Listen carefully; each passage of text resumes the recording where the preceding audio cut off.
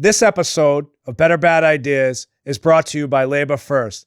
Thank you very much for your support of Better Bad Ideas podcast. Let's get into it. I'm Sean O'Brien, General President of the International Brotherhood of Teamsters. Put your helmets on, buckle your chin straps. It's a full contact sport.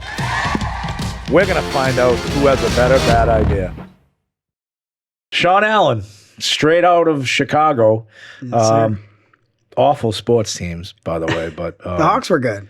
So we've been following you, Union Proud Warrior. First time we've met. We've seen you on TikTok. I love the enthusiasm. I love the passion. There's nothing better than seeing young people involved in the labor movement. And you've got some generational connections in the labor movement. You're the head of a local, 39 years old or 38 years 37. old? 37 years old, Yep. head of a local, 2 months into it.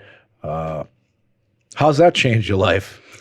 I mean, it's definitely been a big difference. You know, the guy who was in there before, Mike Erdenberger, he stepped down. How long was Mike in there for? He was in there for, I want to say, 17 years. So he was around for a while. Right. And he has all the utmost respect from everybody. Everybody loves Mike. And, he's going to retire. And he's like, I'm stepping down. He's like, I'm looking to you. You're the future. You're close with all the guys. Let's keep this thing going. So no one ran against me.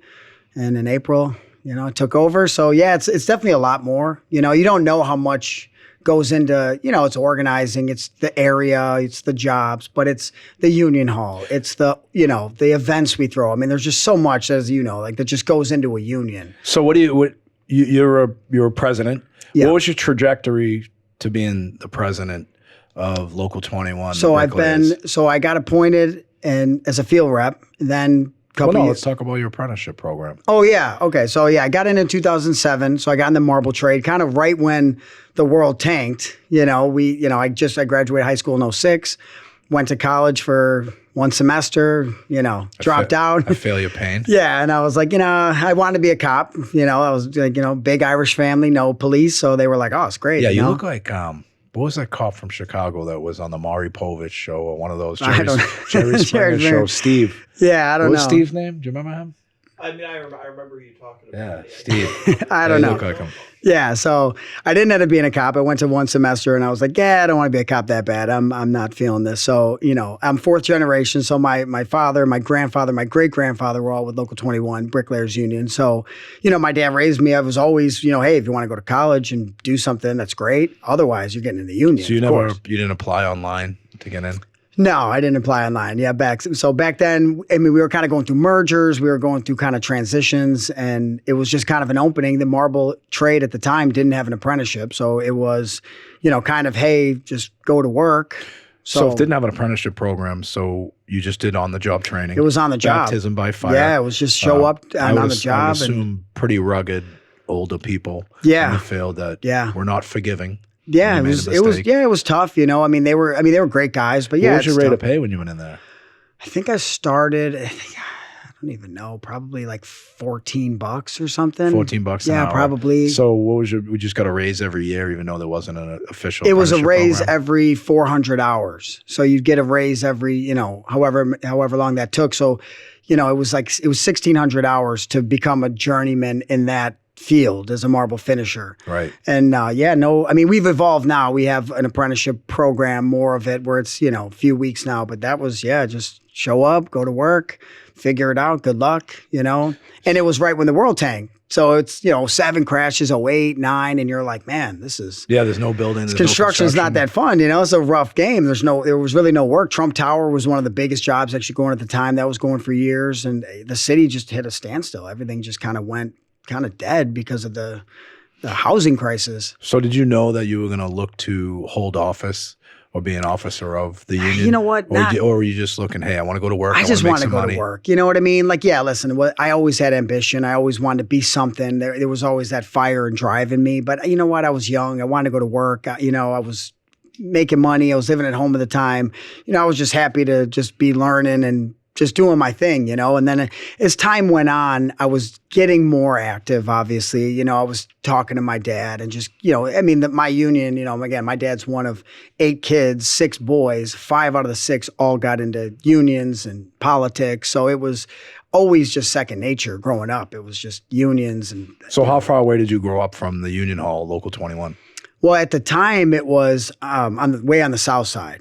And then by the time I had gotten in, it was just moving to the north side in the suburbs, Elmhurst, Illinois. Right. So at that time, I was only about 25 minutes or so at the time. And the reason why I ask is because where we grew up, you know, you're either going to be a Teamster longshoreman, a Boston firefighter, or a Boston cop. Yeah.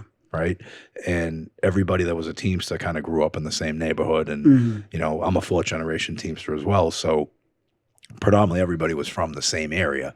Is that true of? Well, so the south side of Chicago, so I'm a north sider. You know, my family's grew up on the north side. I was born on the north side, then we moved to the suburbs. But the south side of Chicago has like the strongest density of union workers, police. Sure. There is a north side neighborhood. We call it Edison Park. It's like the most northern tip of Chicago. It's all firemen, police, construction workers. But yeah, the south side's always kind of like, I think almost every president right now in the building trades is from the south side, including mine. He's a south sider. So that was kind of more of the strength, but there's a few north siders left. You know? So is your local union like the Boston local unions, you know, whatever area you're at, like, are you like the Bricklayers in Boston?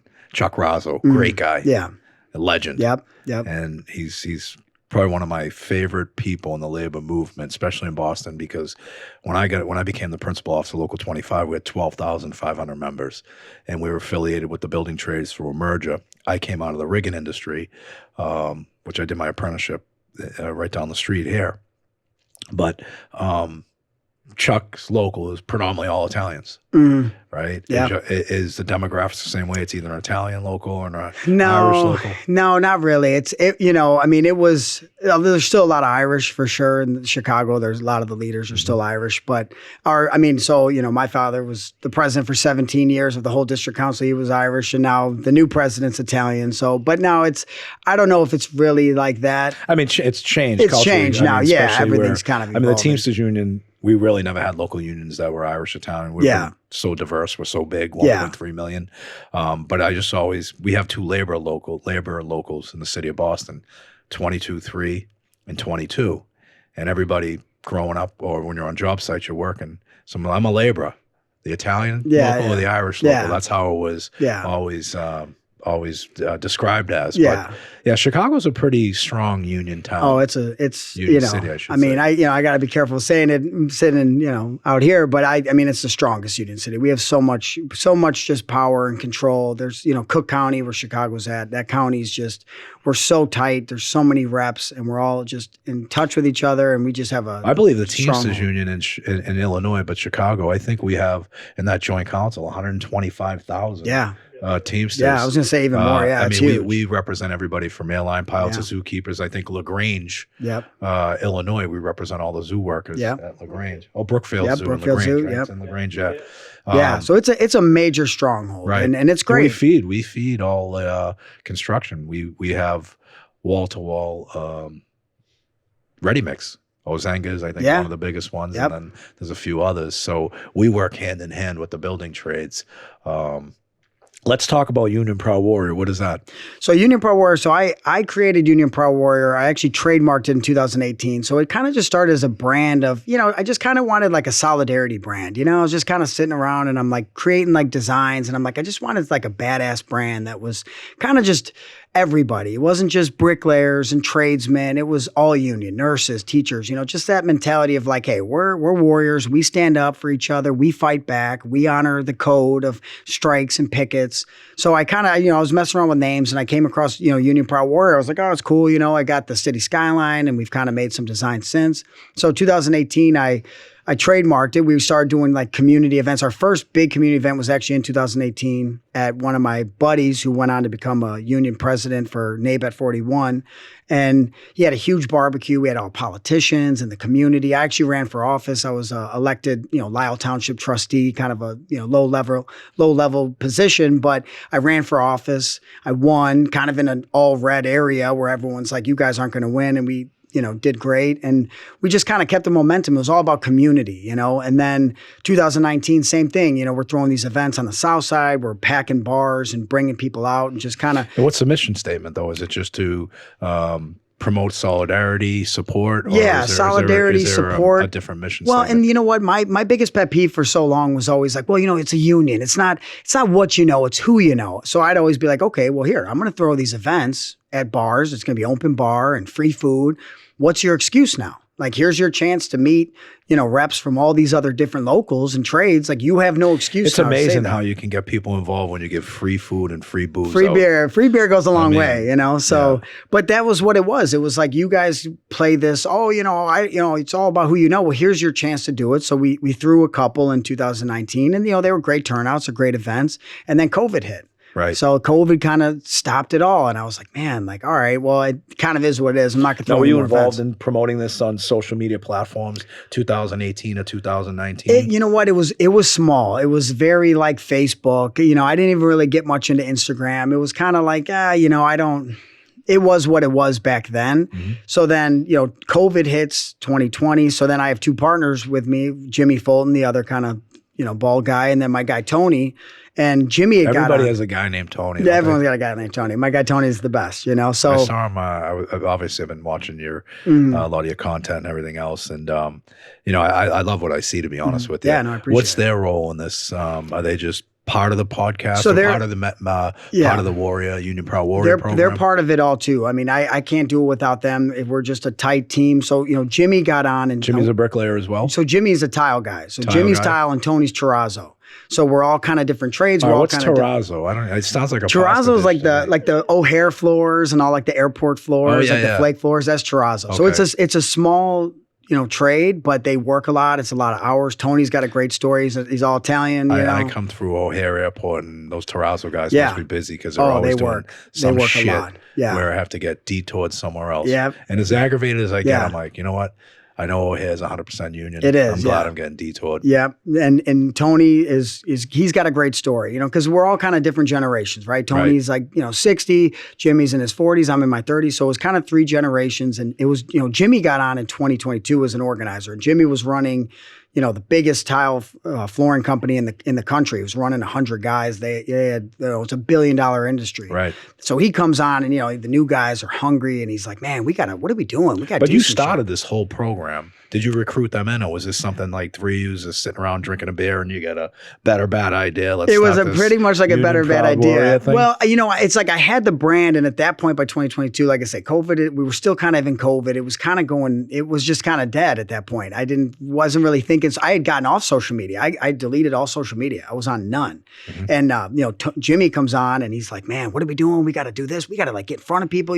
These guys are talking about Facebook. They're talking about 5 likes, 2 shares, and bragging about that. Like, I'm coming from this company, and he's all, fired up, and he's firing me up. And I'm like, well, listen, I got this brand. I trademarked it, Union Proud Warrior. I mean, it's kind of a cool brand. The guys love it. They love the logo. They love the shirts. And then I was like, why don't we start getting there? So he's like, man, we got to get on TikTok. So kind of when TikTok was popping, and I was like, man, I don't want to do TikTok, man. I'm not going to fucking do dances and shit. I'm like, what are we doing here? And he's like, no, dude, we got to get in front of people. We got to tell our story. So the three of us teach a labor history class, like COMET, like construction organizing membership. So what do you teach this education at? training. So we teach this at our training center. So Okay. we've given this to probably, close or over 1,000 apprentices over the year. I started around 2017, and then Tony and Jimmy kind of came on. Tony came on maybe around like 18, 19, and then Jimmy came on. So it was kind of like, let's take this show on the road. Like it's like about 4-hour class. We talk about politics, past labor history, present, where we're going. When you talk about politics in front of rank and file, do you try and stay neutral and let people make their own decisions, or are you trying to influence? Oh, I try to what influence direction? them. I try to influence them, Right, for of course sure. you would, yeah. But I'm like, this is what I say. I go, listen, I'm gonna talk real, and I'm not here for your feelings. I'm here for your future. If I say fuck Donald Trump and I offend you, I'm not here for your future feelings. I'm here Just for like your if future. I say fuck Kamala Harris. 100%. And I say the same thing. I go, same thing with the Democrats. Like, listen, Right. like, when, I could have a 5-story building wall to wall with all undocumented immigrants, guys shirtless, not a Democrat will come out because they don't care. But now if I said, hey, somebody used a racial slur or said some negative sexual term or something, they'd all come out in droves. And I'd say, listen, all we ask is that you fight for our futures like you fight for our feelings. That guy's going to be okay if you disrespect him. Right. But he's not going to be okay if he doesn't have a pension and insurance. So we'll get back to the politics in a minute, but let's talk about where you started this Union Proud Mm-hmm. Warrior 2018, it was based upon just trying to bring people together. Just solidarity. COVID hits. Then you start getting active in social media, promoting Union Proud Warriors in Chicago. Not just geared towards the bricklayer trades. It's geared everybody. towards the entire labor movement in Chicago and in Illinois. Where you started and where you are now, are you satisfied so far with the momentum? And what have you achieved from 2018 to 2019? Yeah, so 2000 that's 18 and 19 you started, so we're in 25. Yeah, so we're 2025. About 6 years ago. So 2023 is when it was like, so Jimmy got on, he's in my ear, and he's like, so 2023 was like, okay, we're going to take this journey now. I'm going to download TikTok and I'm going to do Instagram. And I kind of said, I go, listen, once we go down this path, there's no going back. Once you start, talking shit and putting ourselves out there, like there's no going back. And all three of us were like, you know what, let's do it. And we just started the journey. And, am I satisfied? No. I mean, I always joke with, But what's your goal though? I mean, what is your goal with this organization? I think the goal is, I love what you're doing. Yeah, I think the goal is to just, if I can get people messaging us, which we've had thousands of messages over the years. If we can get people to see a union, join a union. I mean, 2 weeks ago, a woman messaged me, hey, my husband's a non-union bricklayer. He's making no money. I saw your video. What do you guys make $53 an hour? Gets, I get his number. I pass it on to one of my business agents who speaks Spanish. A guy comes in and tests. He's a journeyman. He goes to work a week later. So it's like, that's the power of like digital organizing. Well, that they're seeing it and hearing it. You make a good point, and I want to talk about this because I think it's important. I spoke at the RNC last year at this time, or maybe a year and a week past, and I was getting criticized from the Democrats. I was getting criticized from my peers in labor. I was getting criticized from anybody that was afraid of having conversations or wouldn't have the conversations or wouldn't take that platform. We've taken a different approach and a different strategy, and I know I personally have embraced this my whole career. Is I want to have conversations in any and all platforms that I'm available to have them on, because I want to promote how important, especially the Teamsters Union is, but being a unionized workforce, and how important and what the union can do for working people. And I'll take any and all platforms. And the RNC invited us, and I figured we'd get invited to the DNC. And that same speech would have happened. And I know I didn't know you at the time, but I saw you talked about it on your yeah, TikTok. I made a video the next day after you did it. You made a video the next day, which was great. Yeah. And I think that's how Christine actually said, you know this guy? And I'm like, I don't know the guy. She goes, I go, what's he fucking badmouthing me? Because, No. Usually when someone goes, no. do you know this guy or do you know this girl? I'm like, what, are they badmouthing me? And she's like, no, it's complete opposite. So we, obviously started watching you, following you. We loved it. I jumped right on. And we had at this point in time, we spoke at the RNC, we didn't realize we were going to be doing a lot of this podcasting or anything else. I mean, this is separate from our day jobs, but it's important to take any and all opportunities to have those conversations, not just with your peer group, not just with union members, but any and all platforms and any and all people that will actually take an opportunity to listen to you. Because I think this generationally, we're in a great spot, but we're in a little bit of a predicament as well about this next generation coming into the workforce, because we're in a good spot because I think through the pandemic, I think through this last election cycle, and we'll talk about that later, I'm looking forward to having that dialogue. But I think the last statistic was like 72 or 73% of people in America support unions. Yeah, support it's the highest workers, it's ever been. Right? So that's something that we shouldn't hold on to that statistic and just hold on to and talk about it. We've got to take direct action to get to 100% of people that are favorable about unions. I mean, through the pandemic, I know our membership, we were deemed essential workers. I know the building trades took a hit because we were deemed essential workers. Right? This episode is brought to you by LaborFirst, the leader in healthcare navigation and advocacy for plan sponsors, union members, and retirees. Navigating healthcare isn't easy, especially when it comes to Medicare, and it shouldn't fall on our retirees' shoulders alone. That's where LaborFirst comes in. They work one-on-one with members to help them understand their benefits, resolve issues, and get the care they've earned. From answering tough questions to fixing billing problems, LaborFirst is in your corner every step of the way. No call centers, no runaround, just healthcare advocates who care. LaborFirst was founded by a proud Teamster son and grandson. For over 60 years, his father and grandfather led Teamsters Local 837, now Local 107 in Philadelphia with pride, purpose, and grit. That same union spirit runs through everything LaborFirst does today. Now, hundreds of union health plans trust LaborFirst as a true partner, delivering results, supporting members and retirees, and never forgetting who they're working for. When it comes to protecting what your members have earned, LaborFirst stands with you. Visit LaborFirst.com to learn more. That's LaborFirst.com. This episode is brought to you by Catches Law Group, proud advocates for injured workers and their families since 1986. If you've been hurt on the job, navigating the workers' comp system can feel like fighting an uphill battle. That's where Catches Law comes in. They've recovered over $3 billion for hardworking people just like you, and they don't back down when your rights are on the line. They know what it means to stand shoulder to shoulder with unions and workers across the country. Because at Catches Law, it's not just about compensation, it's about justice. That's catcheslaw.com, KECHES law.com. And I got to tell you, I have worked hand in hand with Catches Law for almost 30 years. You know, our members go to work and working men and women go to work every single day doing repetitive lifting, bending, stooping, and they get hurt on the job. And the employers do not want to help them.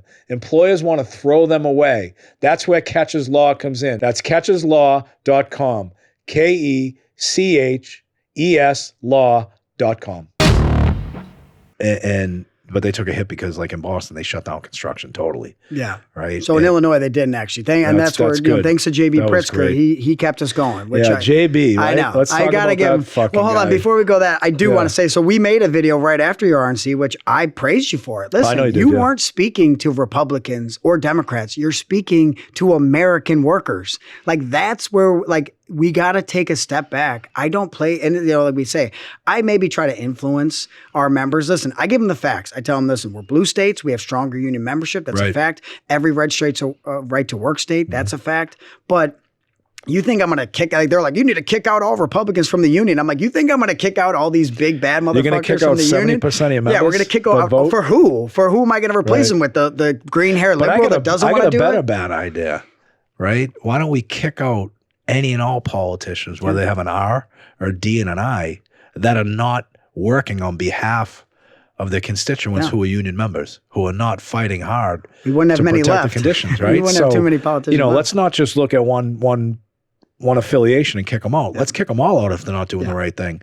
And that's what I love about this. I love about my job, like especially with the Teamsters Union. But getting back to the pandemic, we were picking up your trash. We were delivering groceries. We were delivering goods and services, whether it's UPS, DHL.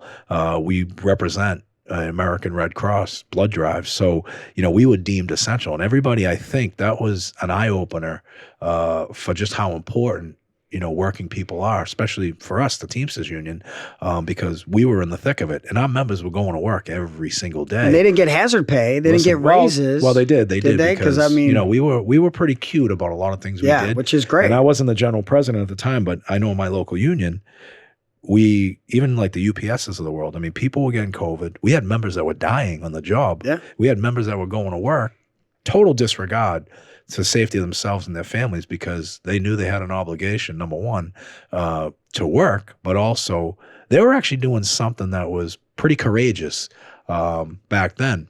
Yeah, especially when no one knew. I mean, it was crazy. We were one of the only unions, I think, in the country that were calling out our employers and saying, hey, if our members are out there putting them at risk, we want more money. And we were getting it from a lot of the employers, like Stop and Shop, 1,200 members down there. We negotiated increases. UPS, we negotiated increases. We negotiated increase with every single employer, and it was great. And you know what? That was a segue for us. You look at it and you always look at that next opportunity. If they can pay that through the pandemic, Why can't they keep Oh, paying they it have the moving money. forward, right? So Yeah. that was our platform, after COVID kind of subsided a little bit, and then we were in the middle of our election. My point to all this is sometimes we don't do a good enough job of promoting exactly what we're doing. We don't do a good enough job of telling our story. That's it. And unfortunately, other people who have perceptions going back to 1970, 1980 about labor unions, and some of that negative stigma we earned. But I think right now, the last 10 or 12 years, I think there's no better story to tell than what we've been doing in organized labor. Oh, absolutely. And the problem is that I get frustrated. I'm fourth generation. I don't know how you feel. I get frustrated when people badmouth us that have never, ever dealt with us. And you have members, sometimes members badmouth us, but they won't say anything to the employer that is extorting them, that is trying to destroy them. And we're their first line of defense and their last line of defense. I just take it very personally when people want to attack the good that we're doing. And, we do a lot of good for our members. We negotiate the strongest contracts. We organize the most members. And that has a effect on the non-union as well, because they're going to bring standards up for those folks as well, right? Wages. My problem with this whole new generation is we don't do a good enough job of educating them on the core values, on why we have pensions that we can retire on and maintain our current lifestyle, why we have such great health care. And when you talk to this new generation, they don't have any generational connection like you and I have. They're not second or third. They didn't learn about it at the dinner table like we did. I tell this story all the time, especially when I'm doing site visits. I've had the same insurance for 53 years. I've never had a different insurance in my life. Teamster and insurance. it's great. It's great. And it's the best. And when you tell people how we got this insurance, it was from people willing to have the courage and conviction to fight for better health care, to create health and welfare funds that are going to benefit union workers. And this new generation, we got to educate them on the trials and tribulations, the struggles and sacrifices that were made because of the fights and battles that were picked 30, 40, 50, 60 years ago. And, you get some of the older, and I'm sure you've run into them, the older people that are leaving the craft. I don't want to talk to those people. They think they know everything. I don't need to talk to them. Well, you should talk to them, because you know what? Those are the same people that are going to make decisions upon your retiree medical, maybe your pensions or your annuities while you're retired. You should get to know them. You should educate them, just so that nothing gets compromised between when you leave and God forbid, when you pass away. In that time frame, people living longer, you want these people, this next generation, to understand, but more importantly, embrace and defend. And I always tell people, protect, preserve, and improve. That's our mission. What do you feel about that? Yeah, that was a lot. So let's break that down. So first and foremost, like you say, if you're not telling your story or allowing someone else to tell your story, and I'm tired of all these, a lot of them are union flunkies. A lot of them are just people that never even joined a union to tell our story. A guy goes to join a trade, he shows up late 3 days in a row, gets fired and says, oh, the union fucked me. It's not worth it. And you're like, dude, do you take any responsibility on that? How about the guy that snorts cocaine, that's what I was saying. goes to work, gets drug tested? Yeah. I had that. You fucked him. Like, all right. I had a guy let me fail get a this drug straight. test. I put the drugs on the table. Yeah, I said that. Grabbed your head, stuck the straw in your nose, and made you sniff it. I said, are you partying with like the BAs? Like, I mean, how was that the union? That guy literally, that's the exact same story. He failed the drug test. It was cocaine. It was that quick. And then it's the union. So those people are now out telling the story. So, we have to grab the reins. That's where, Union Part Warrior, Better Bad Ideas, we're out there telling the story. But really what we, like you say, is we got to keep the culture. What we did is we lost the culture, because when I got on my first convention was with Jim Bolin. He was our president at the time. There's 600 people in the room. He says, hey, listen, everyone raise your hand if you got in the union because you're family, right? 600 people in the room, 590 raise their hand. He goes, awesome. How many of you now told your kids to join a trade or a union? 100 hands go up. He's like, that's the problem. Now I get it, right? A guy's a bricklayer for 40, 50 years. He's like, I want my son or daughter to do anything but that. Let's do a better life. But we kind of pushed away our people to keep this culture going. So now we're almost having to restart because everyone's a first generation again. The fourth generation, like us, that's gone. So now it's like we almost have to rebuild from the ground up of, okay, you're first generation. Now what's your son going to do? So we have to keep that culture. And that's really at the core of Union Proud Warrior. It's education, but it's just keeping that culture of what we are. So it's a core mission of Union Proud Warrior. It's the core mission of just getting back in the community and throwing these events. So what we started in our local union, and it's evolved to many other local unions about 10 or 12 years ago, we started a futures program. And the futures program was designed because I saw this coming. You know, I looked at my local, I looked at the demographics, and I'm saying, all right, we don't have this generational connection anymore. So we started this futures program. And what it was, we focused on union members 30 years and younger, and we would recruit them, and we'd recruit them, say, who wants to be part of the futures program? And how we recruit them, we'd use our shop stewards.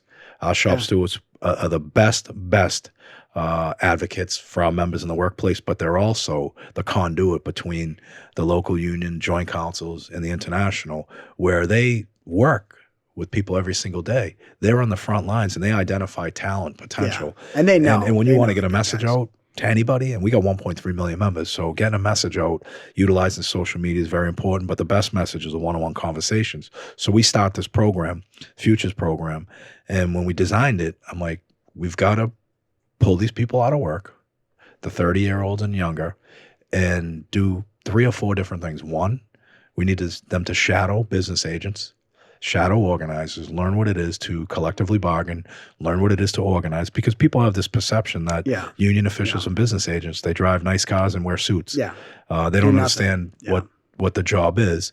I said, and then secondly, we've got to go up to the state houses. We've got to show this new futures group how to lobby, make sure they understand that legislation and being involved in politics is important because it's going to influence your life. The second thing, the third thing I should say, is recruiting your peer group, and we'd give them an assignment. You know, so first we started out with 20 people at a meeting, various crafts. At the end of that meeting, we tell them, you know, you're going to do job shadow, you're going to lobby, you're going to recruit.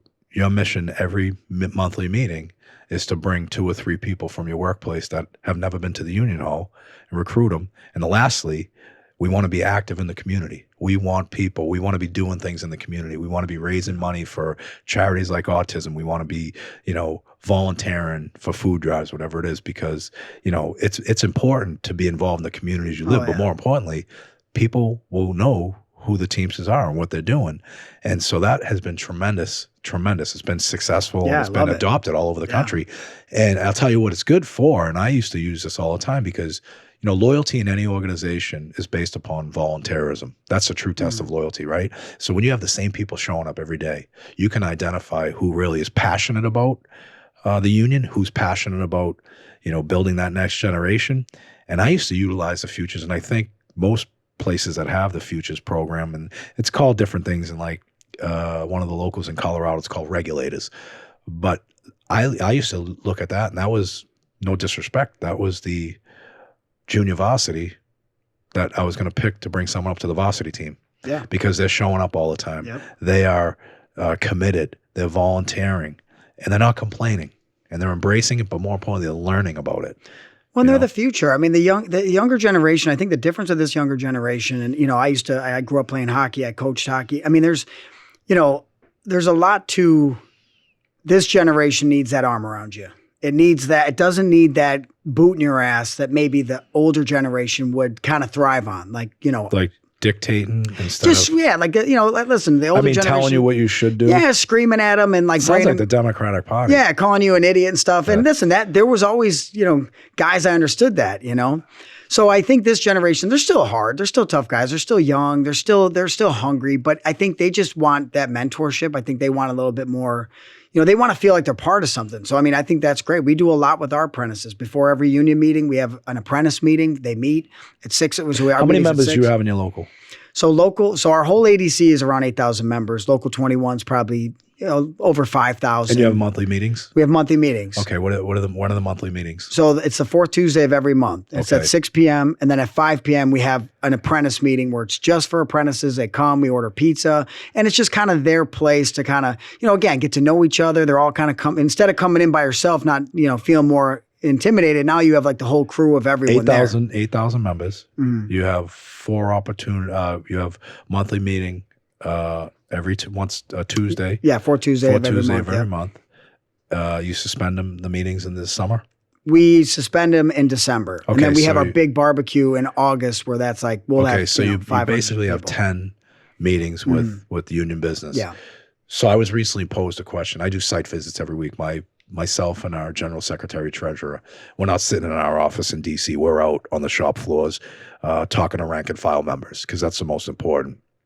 And the great thing about having dialogue with rank and file members, we can actually hear the grievances from our members. We can actually witness trials and tribulations, witness, the struggles. And most recently, I forget what state I was in. I was in maybe Ohio or something. And I'm walking one of the belts at UPS. And a 18-year member says, I have a problem with my health insurance. I'm like, okay, great. And I have a problem with a grievance that I have. I'm like, great, here's a local union right here. He's like, what are you doing about my grievance? And the local union's like, oh, we're processing it. There's a process, explains the grievance procedure to him. He's like, well, that's not good enough. I heard this and I heard this and I heard that. So I interject myself. I said, where did you hear that? He says, well, I heard it. I'm like, where? Yeah. He's like, well, online. I'm like, okay. I said, have you ever been to a union meeting? He's like, no. I go, you've been here 18 years? You've never been to a union meeting? He's like, one of the union meetings. And I asked the local union. And ours are usually on the weekends. And he said, it's Sunday, third Sunday of the month. He says, well, I don't have time. I says, let me get this straight. Let me break this down. You have 9 meetings a year, 9 union meetings a year. Okay. I said, to talk about what affects you directly. And more importantly, those issues that we discuss, it's not just germane to what you do for a living, it's germane to your family and the benefits and everything else. There's a lot of information you gather at these union meetings. And I said, they're only about an hour and 15 minutes. I said, you're telling me you're so busy that you can't give up 9 hours in a year to go talk and have a voice in your future? And he stepped back and he said, and I thought it was going to be a confrontation. Mm-hmm. He stepped back. He goes, you know what? I've never looked at it that way. He says, I should be going to these union meetings.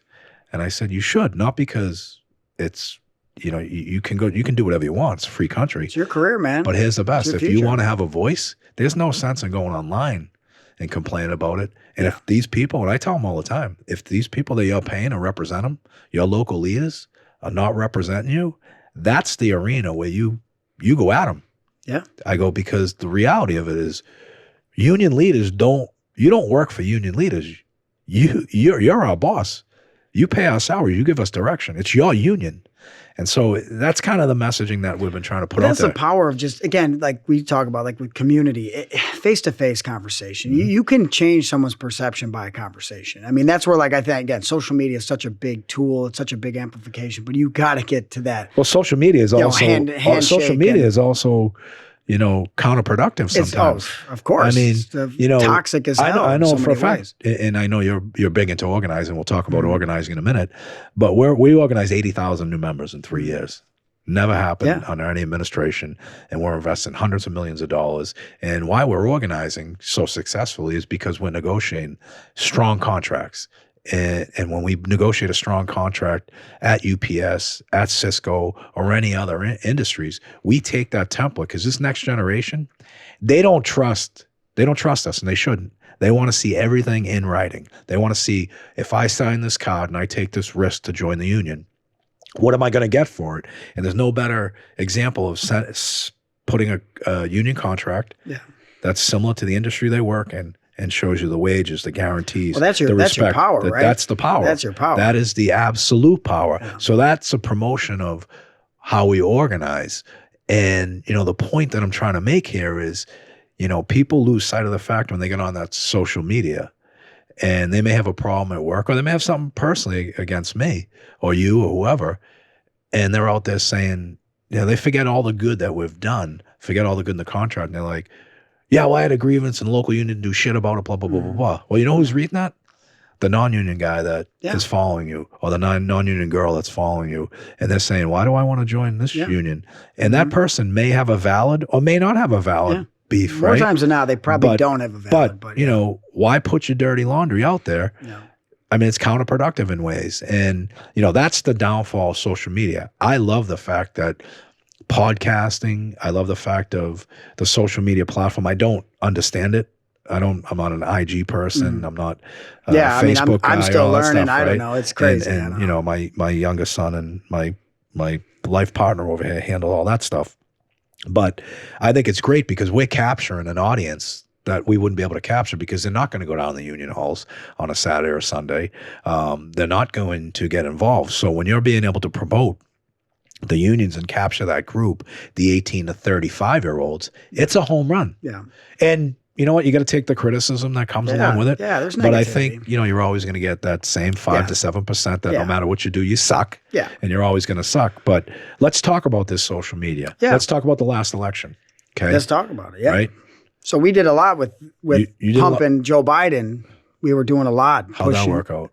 Well, they actually reached out to us. They invited us to the White House. His people reached out. They messaged us. They said, hey, my boss loves what you're doing. I said, who's your boss? And she said, POTUS. And I just said yeah, okay, LOL. She hit me up on TikTok. And then my IU reached out and was like, no, man, whatever you guys are doing, keep it up because they really like what you're doing. They wouldn't invite That's us. funny. We didn't get invited to the White House at all. I should have joined up with Union Proud Warrior, No. But then what happens? That would have helped. Then he has the debate at which he tanked. And then 2 weeks later, he drops out. And then, we never heard from Kamala. We never heard from the White House again. They didn't want to do anything. All right, so let's roll back. Yeah. Teamsters Union, right? 1.3 million members. We did something that's never been done before. Yeah. Every single candidate that was running, whether they had less than 1% chance or if they were the front two, at the end of the day, we asked every single one of them to come in and present to our executive board and also our rank and file members. And I know that most unions went all in with Joe Biden right away. Right away, January of, Yeah. I want to say 23 or 24, probably January of 23, everybody went all in. And we didn't because we did something that we never did before. We were like, we want to poll our members to see where they stand because, as I talked about earlier, we're in the shop floors. We're in the workplaces. You're talking to We're in the them. You field. know We're what they're talking to them. saying. And we know what they're saying. Yeah. Do you think it was a mistake and not to criticize any other unions or any other union leaders because I've got a lot of great friends that run great unions. Yeah. President But Tim do you think- Driscoll. but no, shout Tim out. Driscoll's Yeah, the local best. Boston boy. Got to give him a Think shout about out. this, Boston. Incredible guy. We had Marty Walsh, labor secretary. Marty Walsh. I watched that interview. Man, that guy's incredible. Tim Driscoll, Yeah, general Tim president, Driscoll, yeah. Bricklayers. Yeah. You've got Eddie Kelly, president of firefighters, and then lo and behold, so Yeah. I mean, East Coast. Boston's taking over producing. Washington. Yeah, man, they're producing. hopefully. But But do you think looking back that members should have been polled? And were they polled? I mean, I don't know. Were you did the Bricklayers poll? I think our IU definitely polls the members. I think our members should be polled out of respect for them. But, the hard part is, and it, we see a world sometimes that they don't. That's the leadership roles. So we're going to Springfield, you're going to Washington, we're getting involved. All right, this is where I'm going to push back a little bit. on it. Absolutely. So my unqualified opinion, basically what I witnessed, is you say our members see a world that, we see a world our members don't see. And vice versa. Conversely, Yeah. sometimes leaders see a world that our members absolutely. aren't looking through that same Absolutely. lens. Yeah. And that's 100%. In my unqualified opinion, I think that had there been more inclusion of rank and file members in this country earlier than just going out and making an endorsement, and we get, you get blamed for everything. Like we get blamed, we didn't endorse that, we influenced the election. But the real blame has to go on, not having a candidate that's actually going to be viable, whether you're a Republican or a Democrat. So had a lot of extensive polling happen prior, and the strategy of, let's talk to all of our members. Let's see where they're at. And maybe we would have gotten a consensus of, hey, Harris is not the person. Biden's not the person. Yeah. We've got 2 years. Let's figure this out, because rank and file members are not satisfied. And I read a recent resolution. I won't say where it came from, and it's a big organization, where it said about a convention coming up, and it said, one of the resolutions said, we're going to have a resolution to have member-to-member contact. Basically what it says. And I'm like, that's great, but that's what we should have been doing all along. Yeah, 100%. Well, here's the problem. The problem with Joe Biden is that he won in 2020 as a transitional president. He was there to defeat Donald Trump, to then transition out for whoever was next, whether that was Kamala or not, but he didn't do that. He stayed in. Why do you think he didn't do that? I mean, there's people behind him. They're making money. They're in positions of power. There's a lot of people up in DC that are saying, hey, I don't want to lose the gravy train. Hey, Joe, you're great, man. You're doing great. And I think they had to have known that he was losing some of his step. I mean, the guy's in his 80s. God bless him. He was great for unions. Listen, he passed the infrastructure bill. He's done more to help lift up working class people in a lot of ways, which is awesome. But come on, you knew he was. It's the Democratic Party. All right, so why would you go all in if you knew? Two things. Well, I didn't know. No, but I'm saying I agree. But I'm assuming our leaders knew. Right, we knew. We knew. Because you guys are meeting with them. We knew, because that was a platform we were in. I'm going to be a transitional president. Yeah. Right. So you win the election to to transition out. Transition out, right? But he wanted it. And he did some good work. The infrastructure bill, I can't take anything away from him. Yeah. He fixed pensions. Oh, he walked a picket line. I mean, there's more to that. One picket line. I know. That's what I'm saying. Like, that was so brought up. I've had 250 strikes. I know. They made it seem like no one's walking out picket lines. I know. Except for, actually, I agree. Josh Hawley, Republican. Yeah. No one walked out picket lines. Yeah. Senator Hawley. But, and I always got to give props to people that are actually doing the right thing. But, Joe Biden, I like the guy. Nice guy. Yeah. Right? He fixed pensions. Yeah, he fixed the pensions. Saved. But Democrats broke them, and we could talk about that. In 1980 with deregulation, Ted Kennedy out of my state. You guys lost. Joe Biden signed on to that bipartisan. 400,000 Joe Biden. But, it is what it is. I mean, to the victors go the spoils, right? Yeah. But when you announce you're going to be a transitional president, right, and there should be a vision, and I agree 100%, there were people that weren't doing justice by telling him he shouldn't run. Yeah, they're selfish. Because they have their jobs. Yeah, they're in their positions. And, there's a lot of power. Yeah. And the reality is, though. And I think Marty Walsh saw that too. Because he kind of did. I mean, he stepped away. Didn't he step away? No, Marty didn't step away. Marty's a very, very loyal guy. I'll say this about Marty. He's a good friend. I mean, listen, that was the greatest interview. I loved. No one fights more than him and I. Yeah. I mean, he was a mayor of Boston. I used to fight with him over the trash. He's got a great story. He'd send his little minions over to give me a message, and I'm like, tell him to fuck off, call me up, and he'd do the same. Like, I'd be like, hey, Marty, and be like, fuck you, I mean, but at the end of the day, we always figured it out. But he got an opportunity. A great opportunity. And he grew up, he's a very modest guy. Yeah. And he's very humble, and he got an opportunity. I mean, and he left because he went to represent a union. Yeah. Right. NHL Players Association. I love it. Yeah. And I think if he got an opportunity to represent any union, he would have left. But, I think they did him a disservice. But, even with all that said, Kamala a disservice. With all that said, but she wasn't a great candidate. She wasn't a great candidate, candidate, but he set her up. I would say, you throw her with 90 days left, and you're like, good luck.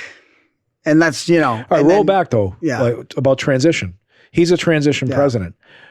When he announced that, I'm going to be a transition president, shouldn't the DNC, shouldn't the Democratic operatives start identifying? They should have been ready to go in 2022. Start identifying legitimate candidates. 100%. And then if he, what he did was, I'm running again, or he was, pushed into it. Yeah. That's when the pushback should have came and said, hey, listen, we think you're going to have a problem. We don't think you can win, but we have this candidate. Yeah. We may have Josh Shapiro. We may have Big Gretsch. We may have someone, whoever it may. I know. Those two. They're everywhere. I got to be honest with you. Gavin Newsom? Gavin Newsom is probably arguably the greatest, and I'm not saying this in the greatest thing, he's probably the best politician in America. He is a piece of shit. No, but I'm saying, he is just a pure politician. You ask him a question. He's an asshole. And he's like, he talks for 4 minutes, and you're like, I don't even know what the hell. I've invited him. Come on in. He's such a great guy, right? Yeah, I would love to see that. He's the same guy that we have a bipartisan bill in California requiring human operators in commercial vehicles. Yeah. He vetoes it. Yep. But he says he's for the working men and I women. know. And we actually got him reelected That's through a why I say recall election. he's a stone cold politician. Yeah, he's called, you know what he has? know, He suffers from diabetes. Yeah. I mean, that's the you know, reality. he's just I will a good never, ever, bullshitter. if he was the only guy left, I wouldn't vote for him for president. Yeah. But he should come on the podcast, though. 'Cause that'd He be a won't good come on it. Nah, yeah. He won't come on He's going it. on Charlie Kirk's and shit. Yeah, you know, he's a fool. Anyways, and then you get the other guy.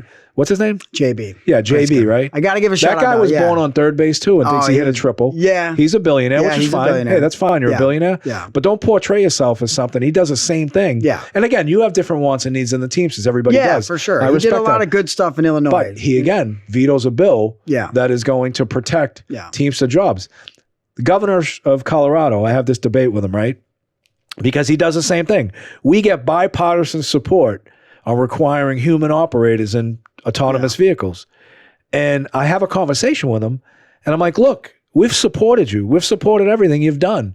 He's like, yeah, I can't do this one for you. I'm like, oh, well, we're not asking. We need you to do this for us. He goes, what are you worried about? This isn't happening for 10 years. I said, look, if big tech, which all you Democrats, and I'm a Democrat, they're bought which and all paid for. I go, you're bought and paid for by big tech. I said, if they could do this tomorrow, they'll do it. And he says, yeah, it's not happening 10 or 15 years. I go, okay, let's say that. We have 250,000 people that drive commercial vehicles in the state of Colorado. Where are you going to put them? Where are you going to put them to work? I'm not worrying about it. I'm like, well, I have to worry about it They'll because I never have to represent worry those people. because they're not going to ever lose money. They're So always we gonna can get debate paid. whether someone's good or bad. And look, but it all should have been depends. brought up to your transition. You guys know, bring it to a primary, bring the people together, and they held on too late. I mean, when have you ever seen a debate in June? Really? They just randomly decided June? No, they were like, okay, we need to seriously see if this guy's okay or not, which we found out he wasn't. And then it's like, well, he's out and Kamala's in, and Kamala's the greatest thing that's ever happened. She's so amazing. You're like, wait. She wouldn't do any Where interviews. was she at? I never even seen her. I So never you even talk heard about from her. how influential podcasting is and social media, right? That's why Donald Trump So won. you did 44 Trump administration. I'm not defending him. Yeah. You did 44 podcasts, the biggest and, and best. crushed it. And Crushed she every did one 4. of them. Yeah, 4. And they were cheesy pow- and they they were were Powerpuff pieces. edited like a motherfucker. Yeah, awful. You know? Where Donald Trump, I mean, I saw an interview with Joe Rogan where he said Donald Trump came in, didn't go to the bathroom, sat with me for 3 hours, didn't go to the bathroom when he left, went to the UFC fight that night, was out to me. I mean, the guy was a machine. So like him or Dana not, White you told have to me, give and him I know respect. Dana pretty well. Dana says, I've never seen the guy drink a glass of water in my life. I mean, he's seriously like a machine because he's an older guy. But what he did, again, and this is what we're at with social media, and the day after the election, the New York Times came out with a big headline, old media out, new media in. Well, I've done a lot of, it. I've done a lot of mainstream media through the UPS negotiations, through the activism politically that we're in. And it's scripted. Yeah. And the network, whatever network you're on, if you're on MSNBC, they got a narrative behind if you're it. on CNN, Yeah. or Fox, you're on Fox, yeah. they're controlling the narrative. Yeah, it's a and you narrative. get 7 minutes to try and get a message out that you're never going to get out. But if you're having a conversation like this, and my point is, there were a lot of mistakes made in this last presidential election, especially from the Democratic side. And I think one of the biggest mistakes is thinking that you already have it in the bag, number one, because of, and I'm talking about Kamala Harris. Yeah. And there was a attitude, and we saw this building, we saw it in our polling of, you need to be with us because we're the right people for you, instead of saying, all right, listen, we know there's a split. We know that working people are going to the Republicans. Why is that? And what do we need to do How better? do we change? Instead of doing It's a that, pompous they were attitude. given a narrative pointing a finger. And the one thing, and I think you'll agree with this, and we're alpha people and union people. Yeah, we don't absolutely. like to be told what to do. We're outlaws, man. You're not going to shove a finger in our face. And Kamala Harris, when she finally agreed, which was, and you make a point about Donald Trump, going on Rogan and all this stuff. He comes to our building. He was the easiest person to negotiate with to get him into our building. And we gave everybody the same 16 questions. Biden was very difficult, not his fault. I think his staff was very difficult. Yeah. And then Harris was almost like offended that she had to come and come before our executive board. But the one thing she said in her closing statement, which was, reflective of the attitude, was she pointed her finger in her closing statement and, listen, I'm going to win with you or I'm going to win without you. Yeah. Okay. There's some arrogance there. And my frustration with the Democratic Party in a lot of ways, and again, listen, I'm a Democrat. I'm frustrated I voted with some Democrat, but Republicans it's too, okay to not agree too. It's like this, that we're in this crazy world of politics where it's like if you disagree with one thing, or it's like, dude, it's okay. I disagree with a lot of things, but they're like arrogant, they're pompous. And then if you don't vote, it's like, well, they're all sexist, racist anyway, so who cares? And you're like, what okay, this is just ridiculous. Like, you have to be able to have the dialogue to say, maybe you guys, what do you guys need? How do we get your support? They just lost our support and said, well, fuck it. These men are useless anyways. Don't you think it's worth having conversations with people you don't agree with? 100%. And one thing that I don't have one friend who's a Democrat. All my boys are Republicans. When we went down to D.C., when we were fortunate enough to win the election in 2021, took over in 2022, and part of it's your discipline from where you come from. I came from Boston. I ran a huge local union. We were very influential politically. We've had Democrat governors, Republican governors, but we've always had a Democratic House and Senate here. But we always worked bipartisan. I always worked both sides of the aisle because I wanted stuff like movie tax incentives so we can bring Hollywood to Boston, which we were successful to do bipartisan. We've done a lot of great work as far as, supporting projects like the building of this convention center. So we always worked bipartisan, and it was never a line drawn in the sand. And this is just Massachusetts. This is like my apprenticeship program with politics. And I always found that, if someone doesn't vote with you in a certain way, you don't throw them out because you might need them down the road. Yeah. You might say, have your displeasure with those people and say, hey, listen, what the fuck? We support you. Why did you vote against us? Well, I had to because this is not all right, but we need you on the next one. Okay, no problem. That's how it works. And I've always been trained to do that on a state level. And I'm like, why don't we take this kind of philosophy and adopt it into our political program when we get down there, and let's stop meeting with Republicans. And we identified where we were very densely populated, where we had a lot of members in Republican areas. And we've had conversations. One of the first conversations I had with Josh Hawley, who has been fantastic. But did vote no on the infrastructure bill. Right, but he put a version of the PRO Act forward, which is a faster labor standards contracts. Okay, that's something that should be passed for the American public. Right, but it's being weaponized by the Democrats. You know why? Because the PRO Act was going to be weaponized in the last election, but because it's being sponsored or being brought forward by a Republican, they won't touch it. So how is that helping working people? It's not. But we're gonna get there. My point to all this is having conversations with people like Josh Hawley, who was supportive of right to work. And when we actually sat down with him and told him how right to work wasn't good for his state and how many Teamsters we had, how many union members were in his state, he said, I don't support right to work. Then this is not right. I was wrong. And having conversations like that. Now, let me ask you this. We've been doing this for 3 years. Did you see any sign of a national right to work platform being brought out since this election?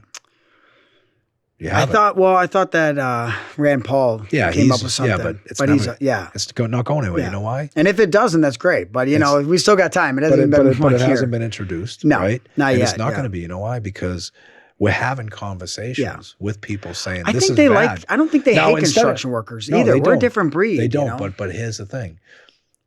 Instead of focusing on what happened in the last election, because we can't control it. Whether you like Trump, you don't like Trump. Whether you like the big beautiful bill, it's over. It over, happened. Right? But shouldn't we be focused on issues like flipping states like Michigan and saying, hey, they repealed right to work.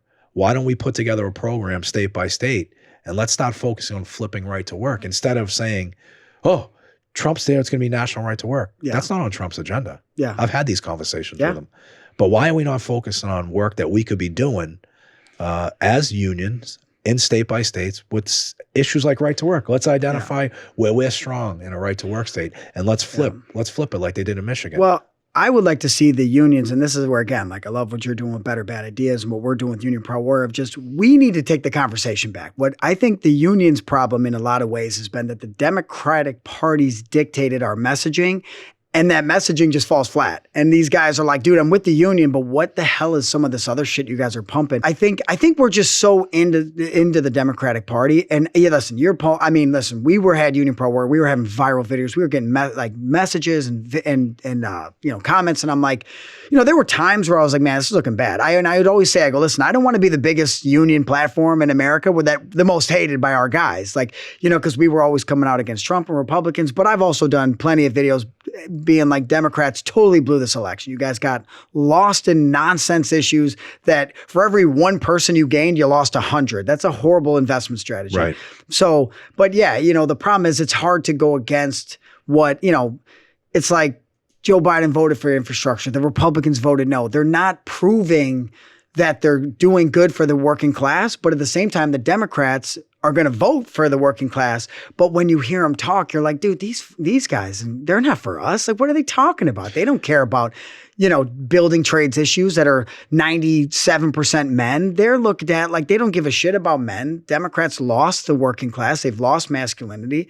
And that's where they got it. And now they're like, oh, we're going to go put some people up in a hotel and spend $20 million with 20 women to figure out how to talk to men. It's like, no. You don't need to worry about that. You get us, the building trades. We know how to talk to our members. We know how to get to them. But you got to let us do our thing and stop pumping this bullshit that no one's buying into. And that's why Trump came and was like, this is great. Like, I'm going to do all these podcasts and what? They don't even know what a woman is. This is amazing. Like, how hard is this to compete with? When you have liberal people forever that are like, I don't know where I'm at with this anymore. I know where this Democratic Party is going. I got kids and this is getting weird. And that's why they lost. They just lost touch with us, the people that make America what it is, especially the building trades. And then, like you say, then the Democrats come out and say, well, fuck them. They're just sexist anyways. It's because she's a woman. They're racist. And you're like, it's like, I found that offensive. Like, how dare you just point fingers and call no one members. Has more respect for women than I do. I was brought up by the strongest woman in America. That's what I'm saying. And the she would Bricklayer, still, to this day, like, make me cry. And she does at times, I think, right? My mother makes me cry. It's like, dude, I just had her on my podcast. Insane. She didn't know it, but I called her up when I had a podcast a couple weeks ago with my buddies. She still doesn't know it. She's going to flip her fucking shit when she finds out. But yeah. But we do everything for our moms and our daughters put out these false wives and everything. And that was the worst narrative that could have been put out. She wasn't the best candidate. She was an awful candidate. And that's the bottom line. For me, and my members spoke loud and clear. But moving forward, I think a couple of things. One, member to member inclusion and conversations and these decisions, because 2028 is going to be here before we know it. Right? We can do one or two things, or people can do. I mean, we've got a good relationship with do you think Donald Trump's going to run again? No, he's not. We've got a good relationship with the administration, meaning that if we've had issues, Teamster issues, we've gotten them resolved. Now, he's getting criticized because of smaller government, which is going to end up with layoffs and everything else. And that's tough. That is tough. Yeah. I mean, that's not doing good for the working class either. But in our industries, think about it. Yeah. We deal with layoffs all the time. Yeah. Right? We deal with it all the time. And what do? You find a way to get your people back to work. And I'm sure those unions are going to do it. But, that's going to be a struggle for him. But when you are putting tariffs in place, right, and these trade deals that have gone on since 1993, right, where a lot of our work went to Mexico, went to China, went NAFTA, everywhere else, and you get an ability. And each president had that same platform. We want to bring, we want to, upend these unfair trade deals. We want to, level the field of tariffs we're paying versus tariffs we're getting back. And, the devil's going to be in the details with all this. But I'm saying, look, if you can bring auto manufacturing back to the United States and create good middle-class jobs like we had in Ohio, like we had in Detroit, and put people to work, especially for the big three that went to Mexico, that went wherever else, I think that's a good thing, putting people back to work and manufacturing. With good jobs. I think steel, you look at Ohio, you look at Pennsylvania, you look at creating opportunities and manufacturing steel here again, creating jobs. I mean, steel was the backbone of building America with unionized workers. Yeah. So if we can bring that stuff back, why not? And then motion picture industry. We represent about 20,000 drivers in the motion picture industry. There's also another 250,000, whether it's Screen Actors Guild, the Writers Guild, Directors Guild. And there's a lot of indirect spending that goes on, but a lot of jobs that used to be in the United States But now you've got these motion picture companies that are going to, Europe to film movies because it's cheaper, and they're making Paris look like New York. Shouldn't they be taxed? And that's what we're working with the administration on, to tax these motion picture companies like Netflix and Amazon and the rest of them that go overseas and take our jobs. And they should be de-incentivized to go over there and to do it keep here. the work here. I mean, I look at motion pictures. Motion pictures have always been recession proof. No matter how bad the economy was, someone had the ability to go to the movies. And it was always entertainment that wasn't that expensive, right? That actually, I look at it as like America. I look at it as baseball. Filmmaking is like America's. Yeah, it's their pastime. It's a pastime, right? Yeah. And so we're passionate. We're working on them. We're working with the administration to get things like this done. So I don't know whether it's going to work, and I don't know. But 6 to 7 years from now, if it goes the right way, we're going to see goods and services produced in this country. And think about this. You think about the pandemic. People were having problems with their automobiles. They were having problems with a lot of things they couldn't get fixed because we were dependent upon all those chips, other countries and the chips, right? That were made in other countries. Let's bring all that stuff back 100%. Here. That way, if God forbid we ever have another pandemic, that we don't have to depend upon some other country and or pay outrageous amounts of money to get these products over here. I mean, it makes sense to me. I don't know about you. Well, it makes sense. And the thing is, listen, Trump won. Like there's the problem with politics is it's like this political brain rot where you just never can get over who the opposite side is. And it's like you never get anything done. It's like, listen, as union leaders and the working class, we need to find ways to get what we want done. And then if they don't do it at all, then we have leverage to say, hey, he didn't do it. He's not doing it. You got 4 years. Well, now you got 3.5 years now. To prove what you can do. Instead of like, pinpoint everything that you don't agree with. Yeah, it's 24/7. Let's just figure out. Let's figure a way around it. And at the end of the day, like you say, 70% of Americans want unions or more. Right. We got to grow. And our elected officials on both sides got to figure out ways to grow it. Yeah. You talk about the Employee Free Choice Act that was introduced in 2007, 2008. I told this story recently. I was negotiating with a huge anti-law firm, and we organize a lot different than the building trades and many other unions. For sure.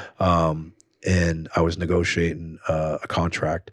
We were in an organizing drive. We just won a big organizing drive with Dunkin' Donuts. They hired a notorious union busting firm, Jackson Lewis, and they were real cocky through the whole process. It was right before Obama won, and we won the election. There was a lot of appeals and a lot of protests and everything else. We win the election, and all of a sudden this anti-union law firm, the lawyer I was dealing with, asked if he could meet with me. Met at a Dunkin' Donuts, ironically, in North Station over near the Boston Garden. And he says, well, your guy won, and it looks like you're going to get the Employee Free Choice Act. Things will be different. And we realized that. Now, that was a time when we had a Democrat president, Democratic House, Democrat Senate. And that was our biggest issue in labor, is getting the Employee Free Choice Act, which basically it was the PRO Act that was later constructed. And we didn't get that. Yeah. That was a shame. Yeah. Because we wouldn't be having these, they didn't capitalize when we tumultuous needed it. And vicious campaigns. We wouldn't be, taking on these white collar crime syndicates like Amazon and everybody else, where they are just demoralizing people every single day. We would have had the ability to organize. That didn't happen. Yep. So lo and behold, the PRO Act. There was too much stuff in the PRO Act where you couldn't get a general consensus or bipartisan agreement on it. And the Democrats, prior to the election, I talked to a lot of Democratic senators, and I do have a lot of friends that are Democratic senators that do good work. Some of them I don't like because of, their attitudes and what they've done. But they wanted to introduce the PRO Act knowing it would never pass, and it would just point the finger at Republicans. They were going to weaponize this issue, right? Yeah. And we were very vocal about do not weaponize this issue. We've been working for 2.5 years with Josh Hawley, with Roger Marshall, with Cory Booker and other people, other Democrats as well, on this faster labor standards contract. And, now it's to a point where we've got, I think, 11 Republican senators. We've got some Democratic senators signed on to it, which we think this really could be something which within 10 days of winning an election, company, the employer has to sit down and bargain with you. And also there's binding arbitration to get a first contract. That would be a huge home run. That'd be something we don't have. Yeah. But unfortunately, people are still looking at the results of 2024 instead of focusing on, all right, let's take this agenda up. Let's figure out how we move this forward, how we gain support on this. So, organizing is going to be important. Well, That's you said gonna it. be It's huge. weaponizing. Yeah. And they weaponize everything. And the only ones losing are the American workers. So how are you doing organizing in the building trades? I mean, it's tough. We're always organizing, bricklayers and, tile and marble. It's, But how do you organize? Like, So- how does it, and I know the building trades is different. Like Yeah. And look, I've got tremendous respect for the building trades. Sean McGarvey's a great leader. He's got a great general executive board or general president's board. I know a lot of those guys, but I sit in a lot of those meetings, and I came out of the construction industry. I'm a rigger by trade. I hauled heavy equipment for a crane rental yard, hoisted all kinds of crazy shit. And when people's like, what's a rigger do? I'm like, we take 10 pounds of shit and make it fit in a 5-pound bag and make it look good, right? But, my point is the building trades organize a lot differently than I think the Teamsters Union. Well, because our work is different, right? So we go out on construction sites, and I think the biggest hurdle we have again, and is immigration, which has been weaponized against us for years too. Where even Trump, like he didn't want to ever pass an immigration bill because he needed that for his election, and then before, no one ever wants to go there. But the problem with I think construction is misclassification, 1099ing. 1099 employers, which is. But that's an employer problem. That's an employer strategy. That's the their independent biggest strategy. contractor Yeah, model. and that's $1 billion industry. It's hurting our state. It's hurting every state, every city, because all these undocumented immigrants are coming here. They're not stealing white collar jobs. They're doing blue collar jobs. So who was talking more about this during the election? Was it Trump or Harris? I mean, I want to say Trump ran on the border, which was a great topic. Everyone was pissed about what? High prices and open borders. Well, think about this. And then Kamala came too late to it and was like, yeah, we're going to fix it. And they're like, well, why didn't you fix Don't it? forget, she was the border czar. I wasn't know. she? And it's like, why didn't you fix it? But think about this. Every president, going back to Clinton, that was their whole agenda was, let's close down these borders. Let's make it safer. Yeah. But yet, conversely, they pass NAFTA, allow unsafe Mexican trucks in here. Yep. They allow undocumented workers to come in here. And look, we're all products of immigration. 100%. And I think, my great-grandparents came over here from Ireland. Mhm. They came over, they got a job, they got naturalized, they became citizens, productive members of society. And I don't think anybody has a problem. I think the immigration, there should be a pathway That's what for it is. immigration, You need a pathway for these people to come because they're from other being countries. exploited. Yeah, come over here. There should be a pathway to citizenship, probably an expedited pathway. But when you have people coming over here that are, committing violent crimes, trafficking women, selling drugs, they shouldn't be allowed in the greatest country in the world. Yeah. And I'll stand by that all day long. I don't have any sympathy for that, and it's probably hurting me politically. But that's the reality of it. I went to my eye doctor recently, and she's a first generation. Her parents came over from Italy, and I never knew this. I just learned this. Her father signed a document. It was something charged, and I've got to get the name, when he came over in 1972 or whatever he did. And the document he basically signed said he agrees, to get his citizenship. He agrees to not go on subsidized housing or food and basically be a productive. And I've never heard of this, so I've got to do some research. But I think everybody I think I can speak for myself. I don't have a problem with immigrants. I don't. We're all products of them. And they're working. We just come want over them here. to do the right way, But you know right what no thing. one's talking about? And that whole thing, like everybody's very sympathetic right now. Not everybody, but people that are anti-Trump and what he's doing. And he does things bold, right? Yeah. There's no doubt. Yeah. Obama's actually deported more people than anybody. Yeah. But way more than Trump. no one's talking about the employers that That's it. extort and That's exploit these people. It's not that hard to go after the problem. I just feel like that's the problem, that they're like, the scapegoat's the immigrant because it gets everyone riled up, and it's a great tactic for elections. But it's the employers that are hiring them. And, I saw, I shared a thing too, even with RFK Jr., where he was talking about, and of course I get pushback because it's RFK Jr., but he was like, this is the scam. The scam is they go and work for these construction companies. They're making $12, $15 an hour. They're getting paid cash. They have a social security card. There's no picture on it. It doesn't matter. You can get that fake. and that's the scam. So the non-union is majority undocumented immigrants. And again, this is Do you where think do you think that's been your biggest struggle in organizing? that's the biggest struggle. 100%. Well, the employers. I mean, Ukrainians were coming over. Everyone. Polish came over in the 90s. You talk about the responsibility of employers. I was organizing a produce warehouse in the produce market just outside of Boston, Chelsea, Mass, probably in 2002 or 2003. And that we had full support. It was predominantly El Salvadorians and great people, by the way. And once the employer found out that we were organizing them, you know what he threatened them with? I'm going to call ICE and get you all They're deported. going to deport them. So they're still doing that now. So they're going to call ICE, get them deported, right? Yet no one's talking about how bad the employers have been over the last 20 and how bad they're 20 treating these years. workers. Right. Like, that's the kicker. It's like, you're like, oh, they're just coming here trying to make a living. Yes, they are trying to make a living, but they're making a horrible living because they're being so mistreated. They're by undercutting. They're undercutting. They're undercutting our industry. They're making $30 an hour. We're at $95 an hour. They pay no workman's comp. They pay no Social Security. They pay so it's like. And then, we come in at a job $1 million.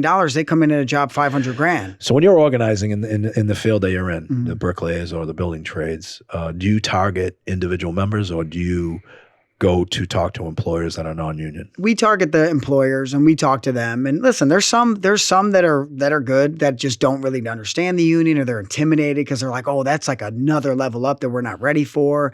And then we talk to the workers, and and they organize. So in our world, join. that's few and far between. Yeah. In our world, when we go organize, it's usually a process. It's a battle. Yeah. It's a battle. It's a fight. No, I don't think any employer welcomes us in with open arms and says, hey, we would love our employees to be in the union. What we have to do, and again, there's a lot of criticism because what's going on at the NLRB right now. The NLRB has been broken. I don't know how often you've dealt with the NLRB. Yeah, of course. No. But we deal with them we've dealt with them for decades. A lot. As a matter of fact, we're not even before this election when we took over in 2022. And I always consider myself a very active organizer no matter what we're doing. And we've had great organizing drives, but we always tried to avoid the NLRB because you couldn't get fast resolution to anything. And we would strike for recognition. Whenever you'd file a charge, it would be drawn out. And again, whoever's in power dictated the flow of the administration would dictate the flow of the work and how fast you get answers and the temperature of pro-union, non-union. I mean, the system's been broken forever, and I don't know if it's going to get any better. But again, you talk to people that have never organized, and they're on social media or they're criticized. And what about the head of the NLRB? We have a Trump appointee that's the acting general counsel, Cowan.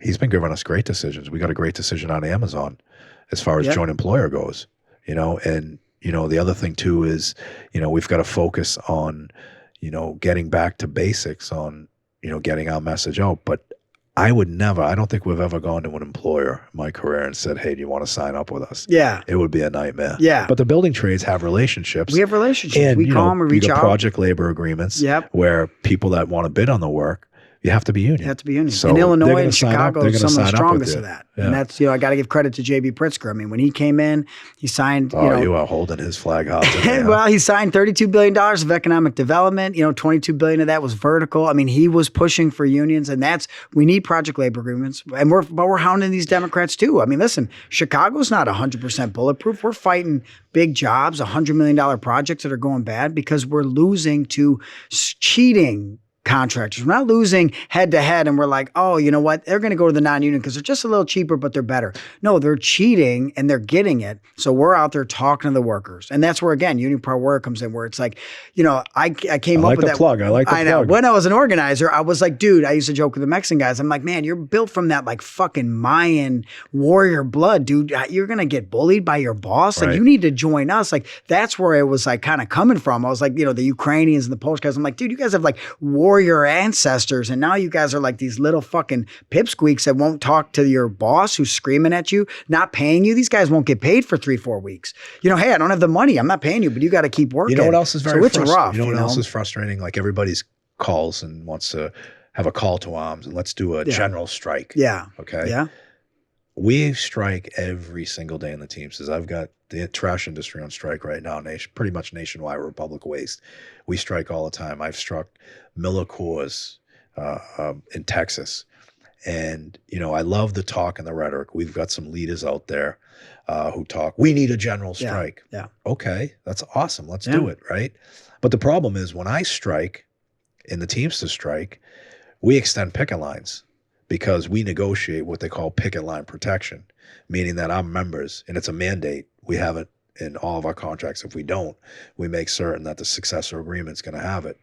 We make certain that we have picket line protection in any and all of our contracts so that if someone else is on strike, meaning non-Teamster, that we don't cross picket lines, we don't go across them. But I'll tell you one thing, I've never crossed a picket line in my life. Would never cross a picket I tell our members that whether they are, hold a gun or a bat, you don't cross. If we're going to call for general strikes and we're going to call for this mass, movement, we've got to get our own houses in order. 100%. And it's no knock on anybody. No, but and that's where we got to educate too and build that reality culture of it. back. It's like, I've actually talked to a lot of people, not only in the building trades, but other unions saying, hey, listen, when you strike, United Hair strikes the hotels. Yeah. Not one Teamster across that picket line. You know why? We pull our guys off. You know why? You know why? Because we deliver the food.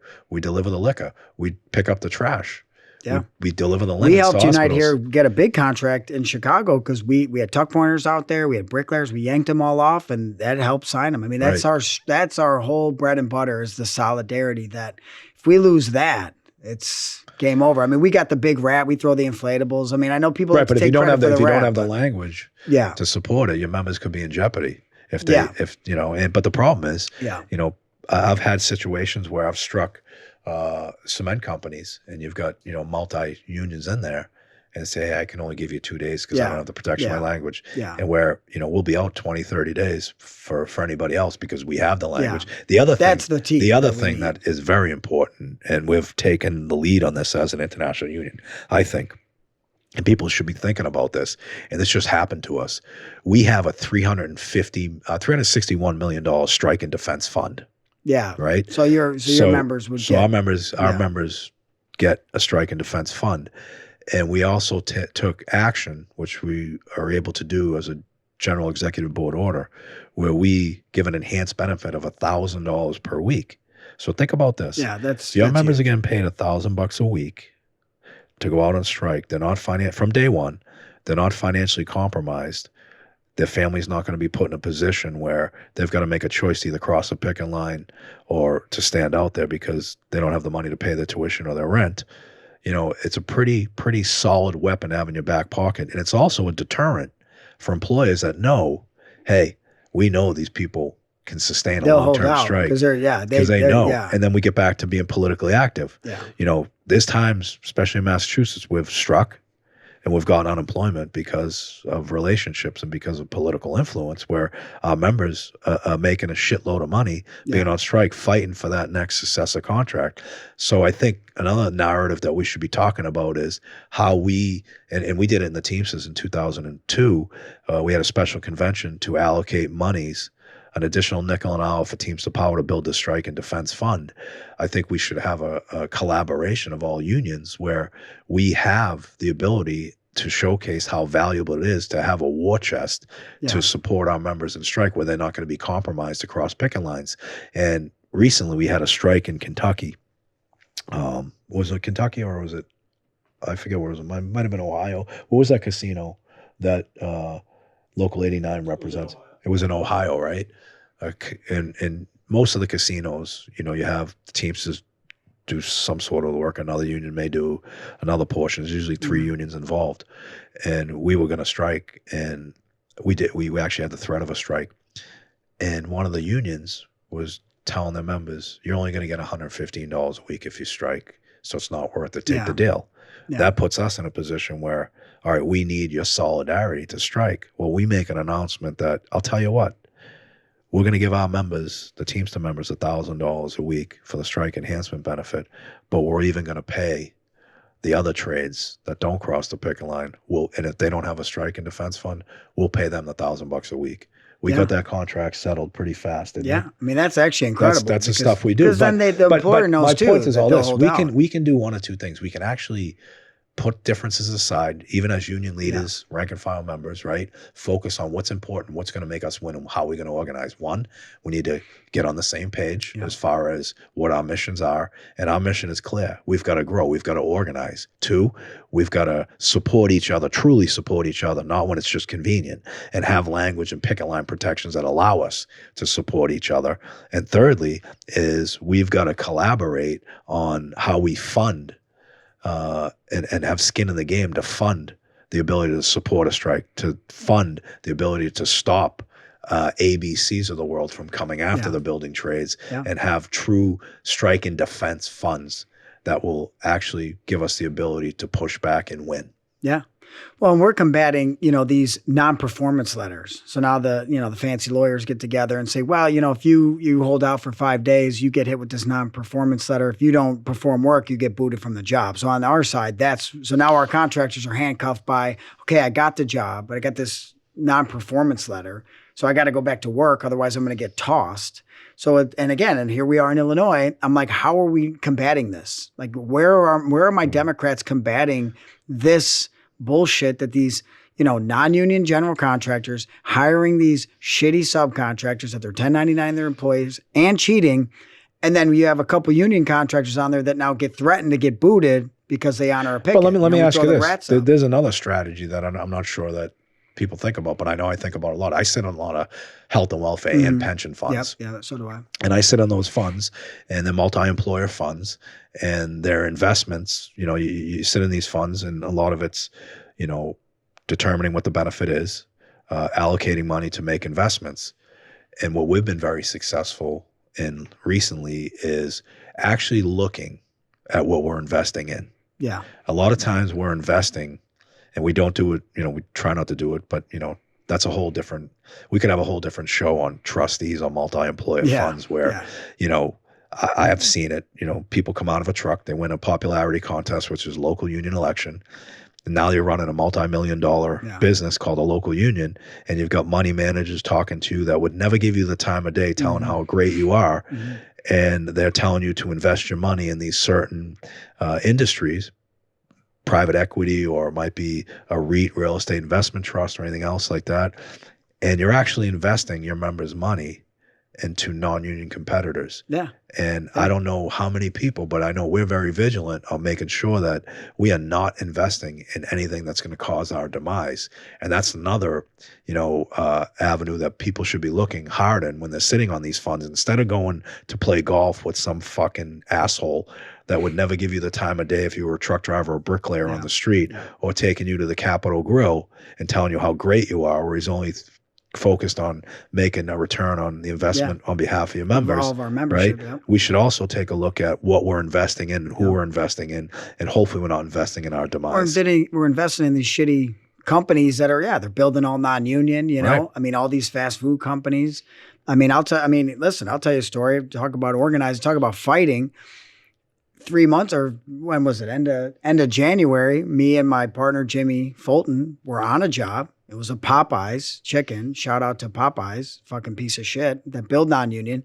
We got completely jumped and attacked on a job, which the video is posted on our Union Power Warrior post because of, luckily, there was a camera on the side of a fucking gas station, and we get jumped by 5 non-union, the general contractor. I can't get too into it because we're in the middle of a criminal and civil case and all this other shit. But this is what we're actively still dealing with. And a lot of, like you say, that some of these pension funds, they're investing in Popeyes. They're investing in these, non-union developments. And I'm like, and here we are fighting for our lives, trying to, fight off 5 guys. I got a concussion, broken noses, and all sorts of shit. And this is happening right now. Violence is of height of ignorance. Yeah. And so it's like, this is the, and listen, luckily I'm with my guy, Jimmy, who we can handle ourselves, and luckily defended ourselves enough to not get absolutely, wrecked and really hurt. One guy picked up a fucking 2-foot log, but it's like, that's a perfect example. We got, union funds that are investing in some of these. Absolutely. Well, think about this too. You think about, non-union places like Walmart, right? Amazon. Yeah. Okay. We should be doing a better job collaborating with each other, because, they'll sign a project labor agreement with the trades to do it all 100% union. Walmart will. Right. Yeah. And then and the Amazon, I guess, warehouses right. too. Yeah. And then, but they won't. But then they treat their but then they won't. There's no collaboration on. All right, before we sign this project labor agreement, let's figure out how when the building's done, it gets turned over to unions like the Teamsters, like the UFCW, or whoever else may be representing them. So there's a lot of work. There's a lot of opportunities, a lot of potential. But it takes all of us. But working we have to work together. That's the number one. Put aside personal agendas and egos, and focus on core values. Negotiating the best contracts, organizing members, collaborating, and truly forming solidarity that's actually going to work. Yeah. It's great to sit around and talk about it, especially in a bar. Everybody gets a better bad idea, when they're in a bar and they want to be Joe Union guy. Yep. But the reality of it is we've got a lot of work to do, but we've got a lot of good things happening as well. When it sounds good, let's shut it down. Again, that's great. But we as the people, the government's not legislating Amazon. They're not forcing us to use it. They're not forcing people to shop at Walmart. We, the consumers, don't ever stop. So at some point, we, the American public, have to take a little bit and look in the mirror and say, we're supporting these shitty fucking companies that are just decimating it. What does an Amazon driver make? $18? Because we have a lot of them that join the Bricklayer. They're all independent contractors. Yeah, so they're all independent contractors. They're paid shit. Now, if you were to flip side that to go to UPS, you're gonna make $50, almost $50 an hour by the end of this contract. Plus benefits, plus pension, insurance, a career path. Yeah, a career path. So, but we've allowed this to come in. But think about this. Uber and stuff. We just have allowed all this. Think about this though, right? Think about, and we'll get back to basics, right? We've got unions, right, that don't have union dumpsters in the union halls. We've got unions got unions that ship FedEx. We've got which is non-union. Yeah. So it's like, let's get our own houses in order. We need to do better to support our own. We don't accept any packages from FedEx or Amazon. Well, no, right? Absolutely not. And everything we do, like when we do our union halls over, we do 100% union. I mean, and there's tremendous leverage there too. We've got 1.3 million members. We've got huge industries. We've got buildings being torn down and rebuilt by a lot of major employers. Like there's no reason why we shouldn't be working together saying, hey, this has to be done 100% union. I love when the building trades call me and say, hey, UPS in Ohio's putting a roof on their building, non-union. I'm like, great, put some guys out there. Really? Yeah, put some guys out there. Our members won't go to work. Make a call. Hey, our members aren't going to work because we got picket line protection unless you do this job with union roofers. Let's go. Yeah. And we flip these jobs all the time. So that's the stuff we should be working on. Well, that's our power. And that's, I think, the stuff we need to educate our members on and really showcase, like the power of a picket and a strike and how just when you stick together, you change the game. I mean, and walkouts. I mean, general strike sounds awesome. Listen, Amazon, then they're doing it. They're, in New York, they're walking out. We did it all over the country in December. Yeah. We did it. That's more powerful. 22,000. We had 22,000 people the week of Christmas, and you know what? No one was pissed off. The consumer wasn't pissed off because it's a legitimate argument. Yeah. I mean, Amazon there's no secret that they're going to destroy every single industry. Every single industry. The groceries. What are those Amazon grocery stores? I've never been in one. You don't even have a credit card. You walk in, you load your cart, you walk out, and it just charges. I don't even know how it charges you. Yeah, now there's no employees. I refuse to do anything automated. And like the self-checkouts, I mean, that's killing jobs. I mean, but again, it's we the people that have to say, okay, listen, we have to stick together. And this, again, even going back to politics, it's like we've gotten so divided that it's like, I'm with you. We sit and talk. Yeah, dude, I love this guy. Well, I voted Trump. Oh, dude, you're the worst. You're the worst person. Or I voted Kamala. Well, you're a total piece of shit. It's like, whoa. We're American workers that have diverse opinions and ideas. We need to find ways to come together and rebuild the working class. So what is your career path? Where do you want to be?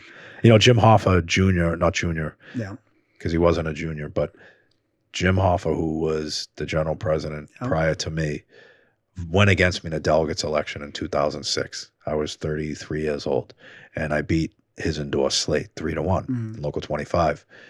And I wasn't happy about it, but we still, I went down to meet with him after.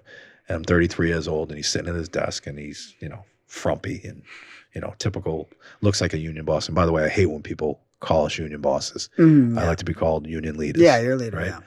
And he's sitting behind his desk, and I think he's got like some M&Ms and some Diet Coke or something, right? He's like, where do you see yourself in 10 or 12 years? I go, right in that fucking chair. And he goes, well, you won your election convincingly. I go, no fucking thanks to you. So where do you see yourself in 10, 12 years? I mean, I'm young. I'm happy where I'm at. Listen, you know what? We got great leadership. Our president, Mike Volpentesta, he's been, a steadfast leader. He took over the reins from, my dad, who was there for 17 years. And my dad is a throwback to me, just what a leader is. Just a man's man, a gentleman, character, honor, integrity, hard work. Like that was what I saw. And I was just always so proud to see that. He chose Mike Volpentesta to be his number 2, who was, a great pick. Same thing, just a hard worker. I mean, he's just working 80, 90 hours a week, and he's just an innovative thinker. And, my goal is just to keep doing that, keep getting innovative thinking, we got a good crew around us. Like I say, my partner, Jimmy Fulton, is just he's a tile organizer. He's sharp. Tony Demi, my other partner, I mean, he's a little older. We joke. We're like, you got at least 15 more years in him. He's about 61. And I'm like, no, you're good, man. You got at least 20 more years. But we got a good crew and just kind of building off that momentum, But wherever I can keep moving up is always an honor and a privilege. And I mean, don't you hate when people say, you're young, you should wait your turn? Yeah, I don't like, that used to motivate the shit out of me. That definitely is a thing where it's wait your turn. I don't think it's ever wait your turn. And listen, I surround myself with the new guys a lot because I like that motivation. You see it when you get these jobs. I mean, it's easy to get negative. It's easy to be like, man, we tried, that doesn't work. But then the new guys come and they're like, man, and they're like going a million miles an hour. And I'm like, yeah, okay, yeah. Well, now, you can't teach speed in this business. Yeah. And you can't teach enthusiasm. Yeah. There's nothing better than being around people that want to move fast. That's it. You got to have a tremendous amount of enthusiasm. Yeah. Sometimes you can slow them down a little bit. I mean, you show me your friends, I'll show you your future. I try to surround myself with the best guys. I try to surround myself with motivated guys. I mean, complacency kills. We always talk about that. Just don't get complacent. You got to keep moving forward. And that's like even social media. When we started talking about this, like some of the older guys were like, what are you going to be on TikTok? Should you do social media? And I'm like, listen, this is an amplified megaphone that, Jimmy Hoffa Sr. was one of the most famous men in America. And what was he doing? He was doing interviews. We have now an amplified megaphone that we could tell our story, and we're going to jump on it. We're going to hit jobs. We're going to be on the ground. We're going to motivate, our But we're going to be apprentices. telling our stories, but also We're going to tell our stories. being able to do it uninhibited. Yes. Without any narrative controlled by someone else. I'm not controlled by a narrative. Like we talked about, I've always been open that I'm a Democrat. I will support the Democratic Party until I feel like they have completely turned on the union. But at the same time, like I could see both sides, and we got to be able to have discussions and talk about it. But we're not controlled. Like this mentality, like, oh, they own you. Who owns us? Like I'm speaking real shit, and that's how we're doing it. We're saying it like it is from experience. So how does someone in the Chicago area or Illinois join Union Proud Warrior? Well, you can message us. Tell us how. This is your opportunity. Yeah, we're on every social media platform. We're a movement more than we're a brand, but we're a movement. We do have an event coming. We're going to throw an event at the end of October on the south side at the Village Inn. We're going to have a big open bar, free food, and we're just going to keep getting these community events. But you can message us. You can on any Can platform. you fundraise at all for support? Or we fundraise. I mean, tell us about that. How does someone get involved? Can we make a donation? Yeah, we're 501c3. We're a not-for-profit. Everything that we're doing is just about trying to build the social media brand to kind of just get our voice louder and louder. I mean, and just getting the community to just keep getting bigger and bigger. My goal is always to get the community's always number one. Social media to me is a small piece. I like Fred Hampton, a revolutionary Black Panther that was gunned down and murdered in the 70s. And, he created back then what was called the Rainbow Coalition, where he brought poor whites, poor blacks, and poor Latinos all together in the common cause of working people. And that was back in the 60s that he bound those people together. And I always found that this is kind of that. It's a solidarity movement to just bind us together and get back in the community of, if you don't know your union reps or leaders, you need to know one. Or if your union leaders don't know you, that's a problem. And if they don't know you, that's a problem. And if you're a worker, you need, like we talked about, that contract. That contract is what is your gold. That, what we have, like our CBA, our collective bargaining agreement, that is your golden ticket, because that's what dictates everything in your workforce. And if you don't have that, and you're a non-union worker, you need that. And if you need help getting into a union, then you message us. You hit us up on TikTok, Instagram, Twitter, And we help just facilitate you into a union. If you want to join the Bricklayers Union, we help facilitate. You know, I remember when I got on, guys were like, you know, we got to get to the wives. You know, you talk to the workers, you know, the Polish guys, they want to work 70 hours a week. They like the cash. They don't care about that. But if you start talking to their wives and tell them, hey, you know how much your husband's missing out on? Just don't talk to their wives at a Coldplay concert. That didn't work out well don't for show a up to couple the people. Coldplay. You know what I mean?